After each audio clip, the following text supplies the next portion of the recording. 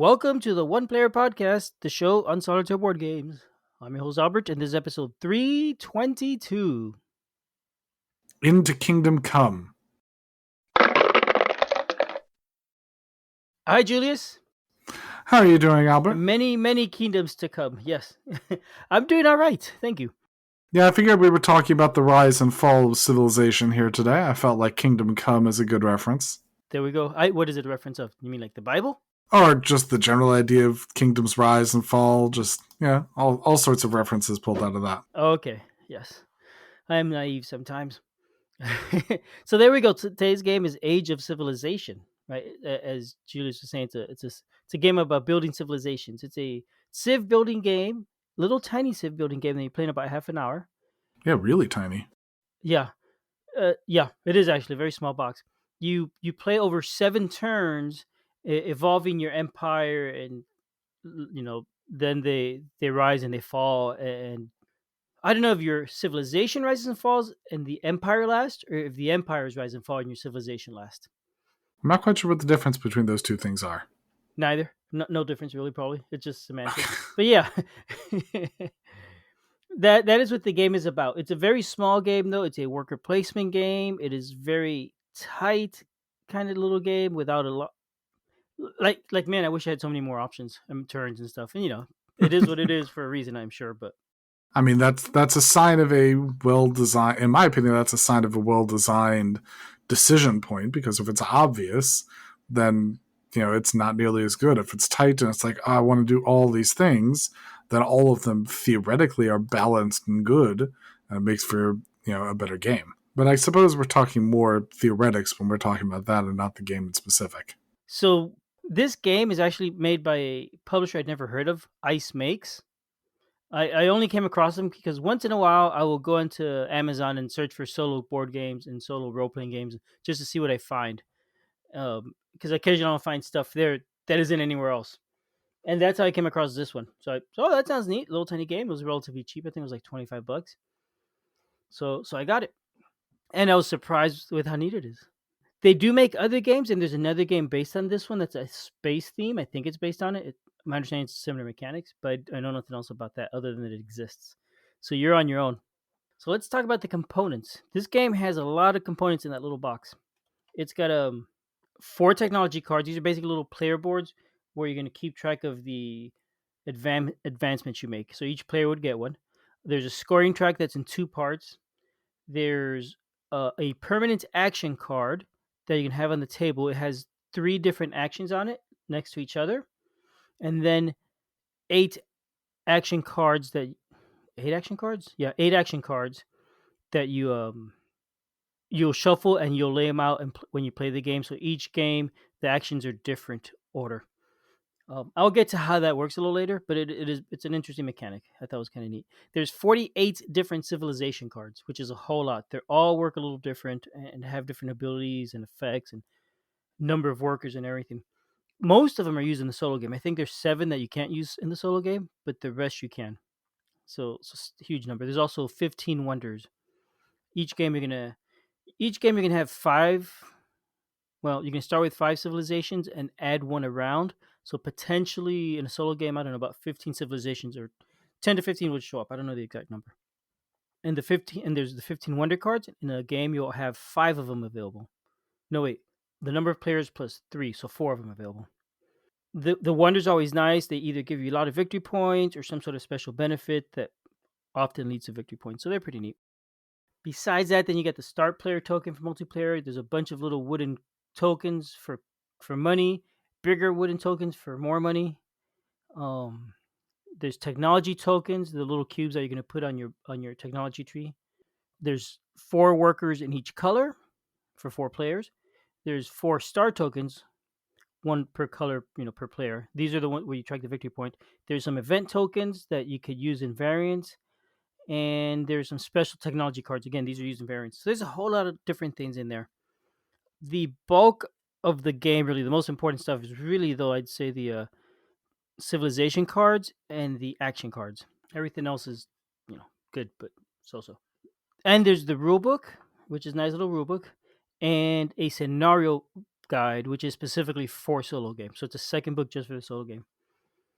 Now the actual solo rules are in the main book. The scenario guide is then 5 other scenarios you could play besides the normal solo game. So there's a couple different ways to play solo, basically. I like the art style. I like the rule book looks really pretty. The game is really simple. It's a little weird the way they describe the rules, but it works fine to learn. It tells you how to play the first turn, and then it tells you how to play every turn after that. So the first turn is slightly different. And they didn't have to break it up, but they did. It doesn't make it more complicated. Just I just thought it was a little weird. I got a kick out of it. I mean, it is more complicated. What do you mean? In what sense? I mean, the the way they did it, it's strange how Yeah, you yeah. have to have like there's repetition. The fact that your turns just work differently, it adds complication to the game. I was going to ask you whether or not you felt like that was something that needed to happen to have your first turn be different than every other turn like that. No, because the only difference is your very first action, you have one choice. All the other Every other turn you have two extra choices. So they didn't have to write it as a separate thing. They could have just combined it. Yeah, I mean, Um reading through it, it seemed strange and complicated, but again, I'm not yeah. sitting with it. And it is not at all complicated game though. So it ends up being fine. In the end it's sort of just a little head scratching moment, I thought. Like, oh, that's interesting. I wonder why they did that. But whatever, it works. Like I said, I like the art on it. It's got art on the cover of like ancient wonders and that sort of thing. There's credits in the back. There is no handy reference in the rule book, and there is no real handy reference in the scenario guide. So if you need to reference stuff, you just got to look through the book and find it. I never found anything hard to I mean, there locate. is an index. There is. Is there an index? It's just not on the last page, which is weird. No. Yeah, it's yeah. It's all fine. You don't need the rulebook that much. The first few games you do reference it and whatnot. Once in a while, you have a question about a civilization, and most but not all the civilizations are described in slightly more detail in the rulebook. So if you have a question, you can look it up in there and usually find it. It has not been problematic. I did not find this game overly complex or anything. So the rulebook is great. The All the wooden components are nice. Like I said, I like the art style on the card. It's all functional and attractive. The only complaint maybe is that it's so tiny. It's a little hard to sometimes to get the components out of those little trays. It has two different trays are stacked, and the upper one that has the star in it and the meeples, the stars can be a little tricky to get in if it falls sideways, which happens often. And I ended up getting the cards were hard, so I ended up cutting a hole in the bottom of the tray so I could poke my finger through it and just lift the cards up. Yeah, I've done that before. Yeah, I'm tempted to buy an insert for this, but you know, I was looking on Etsy and it's like $20 for an insert for a $25 game. It feels a little too much, honestly. I don't want to admit to those kind of purchases. No, no, never made purchases like that. No, but it's and I don't know how much I'll play this ultimately. Is the truth? It may not. It's just not worth it for me. So there we go. That was I told you all about the components. What do I think about the theme? It's a Civ building game. Those are always fun. It feels like your typical Civ building game. Yeah, Empires rise and fall. It is, however, very light. So it fits the theme of Civ building, but the theme of Civ building never feels like a real life situation. Most of these or all the Civ building games I've played, you evolve from like Great Britain to ancient Greece, or I mean, and then you're Hong Kong next turn. So, but those are things that happened. yeah, but not in that order necessarily. Like you don't go from being the British Empire to being Mesopotamia. That doesn't happen in history, So I mean, it does. The Roman Empire, for yeah, example. Roman, yes, but not Great Britain. Like I could play as Great Britain. Next turn, I'm playing as Mesopotamia, Just saying, and the that general idea has yes, happened. yes, It, yes. it is it is an accurate That mechanic, even if it's that not accurate historically. right, right. But that's what I'm saying. The historicalness of the Civ building games are always, to me, always feel a little odd. but I love them. I think they're super cool and they're super fun idea. Don't get me wrong. I'm saying they're odd. Nonetheless, it's a very light worker placement game that the theme fits well and it accomplishes the familiar tropes of this type of game. Okay, I was happy with it. that's what we're looking for. Yeah, yeah, that's what we're looking for. All right, rules. Well, I already talked about the rule book itself. It's fine. It's usable. So let's talk about the gameplay and the rules. It's really simple. You're gonna set up your.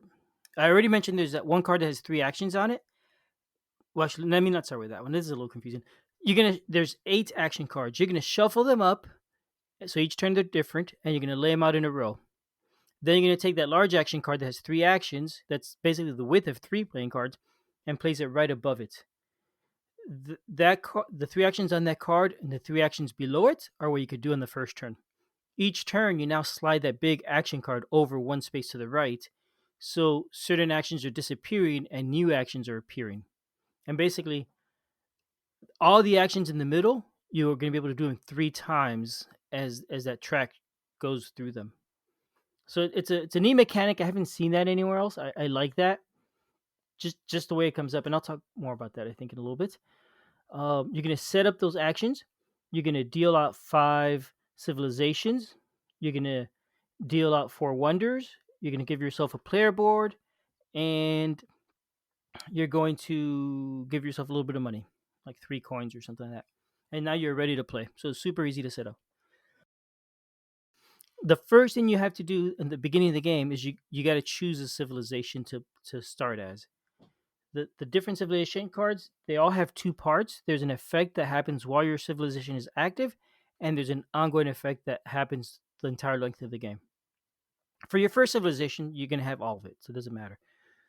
As in later turns, when you decide you want to get a new civilization card, you could either lay it on top of the first one, so that only the bottom portion showing you the ongoing effect is visible. You now have the old ongoing effect plus all the effects of the new card. Alternately, you can, instead of switching to the new civilization, you could absorb an other civilization. I think that's what they called it, and you lay the new card underneath so that you just get its special ability, and you don't get the ongoing benefits. You would do that if you prefer the ongoing benefits you have, or the current civilization benefit that you have. Okay, I hope that made sense about the civilizations and how they work. Good enough for me. One of the things that it determines a couple things, the actions you get, but also how many workers you get. Each civilization has a different number of workers. Generally speaking, the more powerful the effects are, the fewer workers you have, and they tend to be thematic. So, like, if I remember correctly, ancient Egypt gives you 4 workers because they had a lot of slave labor, I guess, to build the pyramids. Um, Mind you, I think most civilizations had lots of slaves throughout history. Anyway, it's just these guys get the credit for it. Um, so that will affect how many workers you have in the game. It may give you other money. It may give you money, other things. Some of the other benefits are things like maybe when you take an action, it'll give you a victory point or give you some money every time you take a specific action. It might make the cost of the action cheaper. Some cards let you use the card as an action itself. So a certain action that appears on the track that may not show up until later in the game, if you take the civilization, you can now start doing it from the beginning on your card. Or once that action comes up, you could do it multiple times, once on the card and once on the board. Whatever. So there's different benefits. Now that you've got your civilization, you're ready to play the turn. You're going to take an action with each of your meeples, placing it on the right card, and doing whatever the action is. You have between 1 and 4 meeples depending on your civilization that you're choosing. The actions are going to give you money, let you spend money to build up your technology tree, or maybe to buy wonders. And some of the actions cost money also. Once you've taken these actions, you will then get your meeples back into your pool. Some of the actions you don't get the workers back. For example, when you build a wonder, the meeple that you used to build it is lost. So now you have 1 meeple fewer for the next round. So anyway, you'll get your workers back, and you have finished the round. And now you slide that action card 1 space to the right and take the next turn. There's some other things that can happen when you slide the action card. The new card may have a little sword symbol in the corner. That means that there's a war going on, and you may lose meeples if you don't have the highest defense. You may lose a meeple. There's also one card that is a plague, and everybody loses a meeple when that card comes up. So as you're playing, theoretically, you're gonna have fewer and fewer meeples throughout the game. Starting on your next turn, one of the things you could do is you could choose to rest, and you skip that turn, and it lets you gain a meeple back. Even going like if you started with two, you may even end up going up to three or four with this if you rest multiple times. So, but the most meeples you could ever have is four, the most workers, and you also get some money. If you rest and nothing else happens, then you go into the next round. If you don't rest, you can now at the start of the round choose another civilization. You could take one of the ones that are available and place it on top of your existing one to gain a new powerful ability, or tuck it underneath. If you put it on top, that also refreshes all your meeples. So if that new civilization gives you four workers and you are down to two, you just got a bunch back. So you're always tempted to take it and put it on top. And anyway, now you'll play the new round. Everything else works exactly the same. You're going to repeat this, I think, six times, six total rounds. Once you have done that, you're going to tally up your score and see how you did. And it's sort of a beat your own high score kind of game. Unless you're playing multiplayer, or is this solo only? Yeah, if you're playing multiplayer, then it's beat their high score kind of game. But yeah, if you're playing solo, it's beat your own high score game. And the book does have some challenges to try and beat. Things like, let me see, you get remarkable if you score more than 20 points. Once you get more than 25, you got a great kingdom, and you kind of write in your little book on when you achieve that. The highest in here is like score 35 more points. I have not come anywhere near close to that. I think the highest I've gotten is about 21, which is the lowest achievement in the book. And there's a few other types of achievements, like score a number of points and have a certain number of wonders. That is the whole game. That's the basic game right there. Besides that, I mentioned there's a few scenarios in that scenario book. There's 5 different scenarios. They change the game up in that they give you specific goals, and the scenarios are supposed to represent things in history. There's a Age of Wonders scenario where you're building wonders. There's a Silk Road scenario, Lost Civilization, which I haven't tried, Mongol Devastation, and Death and Rebirth, which is Plague.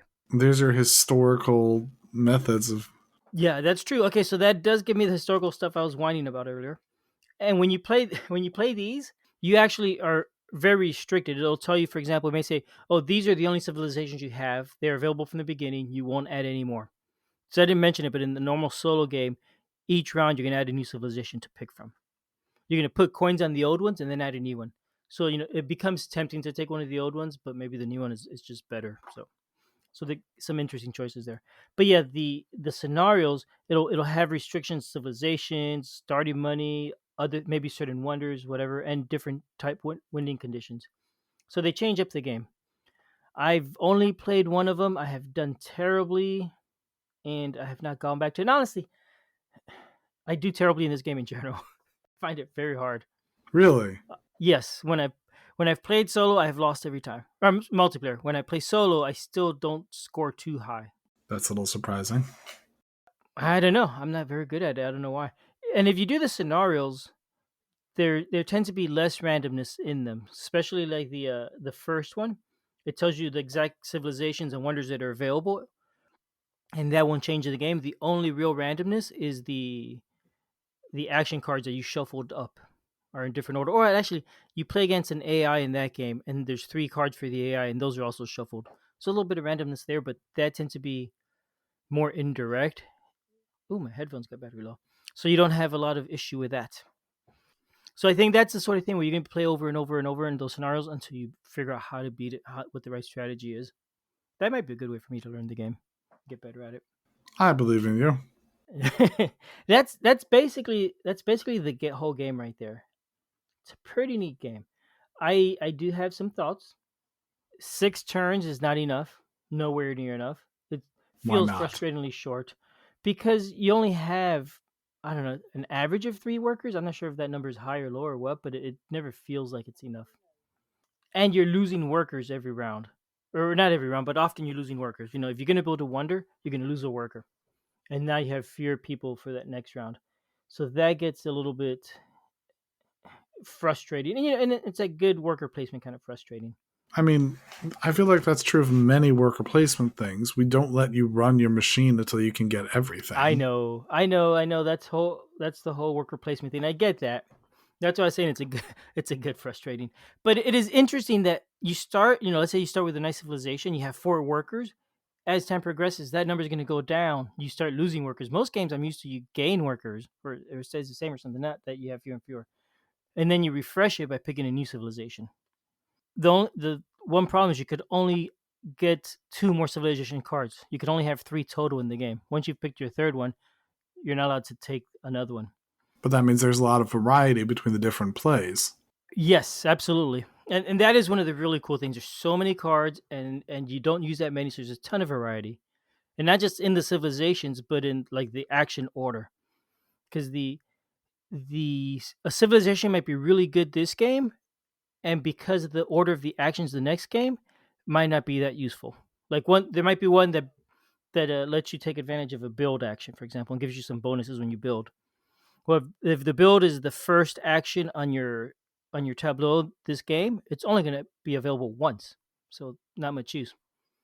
So it's really interesting. There's a lot of variability, and it's a very thinky game. There's a lot of thinking about in which order do I want to do the actions, in which order do I want to take the civilizations, when do I take a civilization. All these things matter. Which wonder I want to build, and wonders tend to give you a lot of points, so they tend to be useful, but you don't always want to get a lot of wonders. It just depends. You can't ever get a lot, really. That's hard. I can't. So that is really interesting about the game. Uh, all of that whole limited workers and the ton of variability from the amount of cards, which is surprising for such a small game. It really is. I mean, it feels like a tiny epic game.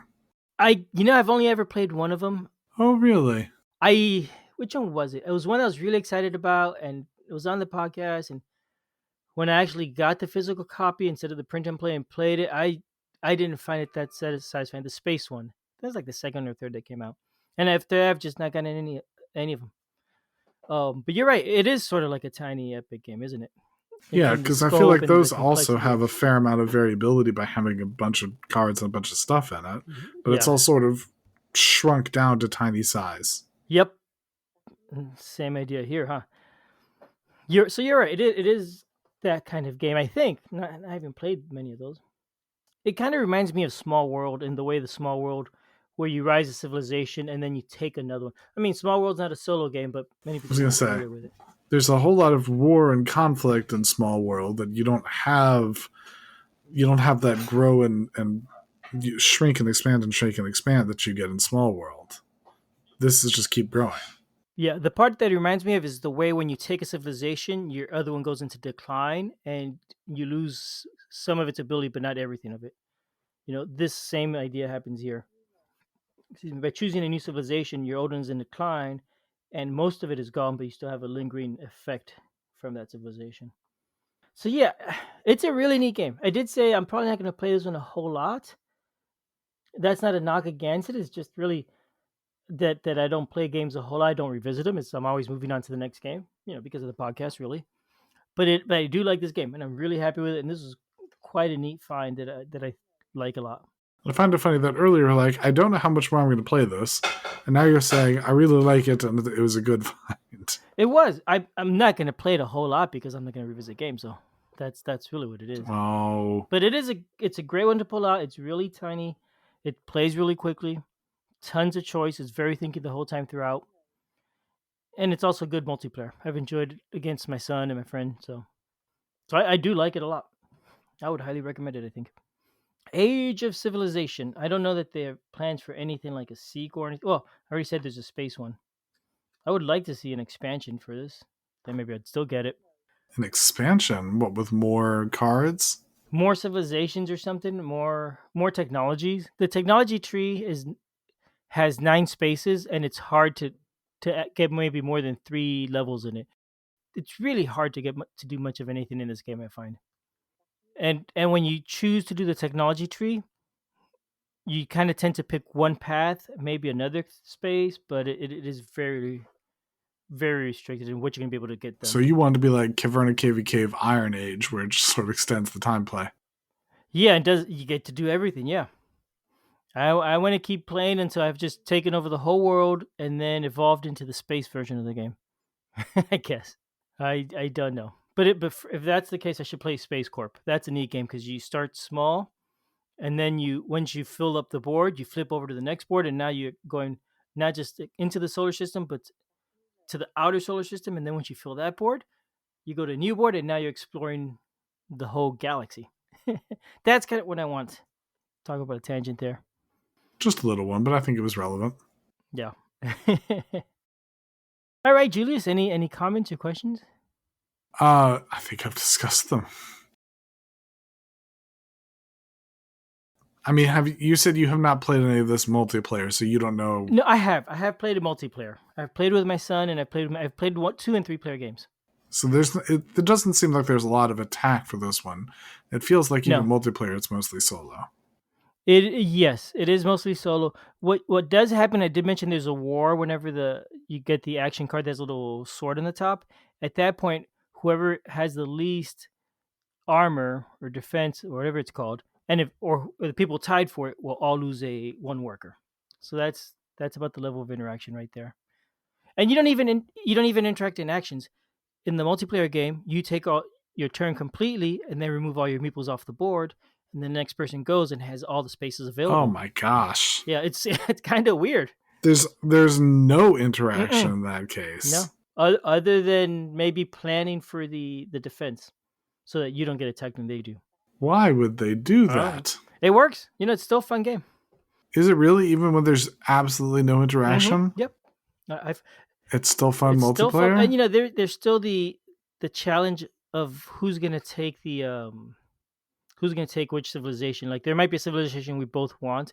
Then it's a matter of who's gonna get it first, and waiting out the other person, and the timing of that. Did my headphone die? No. Yes, it did. It finally died. It was saying battery low. Battery low. Hang on. So you can't hear me? I'll just say some really horrible things about Albert then. Well, Albert can't hear me. Albert smells bad. Albert has white hair. Albert has a fuzzy black shirt. Albert has blockhead hair. Albert may be losing his hair. Albert's beard is not as nice as my beard. No, you're talking like crazy, and I don't hear you. I'm talking like I'm literally talking like crazy. Once the recording has started, there's no way to change the audio once it's under the call. So yeah, you can't. You're stuck. All right, Julius. Next time. Albert, you already did an outro. This has been the fall of the kingdoms here. As your audio has just failed on us, this has truly been the fall of the kingdom. Okay.